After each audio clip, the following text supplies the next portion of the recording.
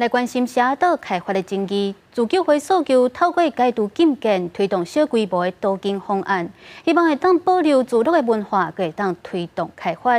不过，立委着调资料发现讲，伫遮的买卖土地当中，在地地主敢若买到无到3成的土地，其他超过7成拢互外地人买去啊。批评建商财团炒土地，无顾到居民的生存权益，搁有社岛的开发用意。 反财团，炒地皮，社子岛自由会硬手帮化教户表达诉求，因讲2019年了，伫咧郝龙斌、郭文铁两任市长连续提出开发案的计划，社子岛的土地交易数量、面积大幅度提升，炒地皮的情形正严重。 它虽然只是300多公顷，可是你放任这些财团在炒作土地，这个开发如果刻意这样执行的话，我们也变成流浪汉了。买卖取得的当中有112公顷的土地当中，有7成是被这些炒家给买走，1坪的农地已经炒作到30万。大家没有听错，全台湾最贵的农地就在社子岛。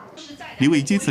伫即款买卖甲拍卖所出得的土地内面，在地地主只敢若买到29.96趴的土地，毋是社岛的地主是买走超过7成。建商加财团的开发利益已经超过居民的生存权益，违反社岛当初的开发原意。希望社子岛应该爱铁会重新检视，唔当互社子岛变做另外一个苗栗的大波案。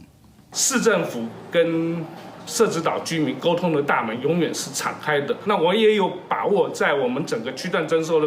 过程中，那不管是针对这个聚落的保存、合法建物的保留这个部分，我相信我们都可以找到一个更好的方案。前台北市政府发言人陈志涵回应讲，当地有2派无同的声音，一派是希望赶紧开发，另外一派是希望暂缓开发。迄当阵的台北市政府地政局一个土地开发小组。 已经认真去了解居民的需求，若是甲开发顶当是维护建商的权益，难做回讲，这也是政治操作。记者综合报道。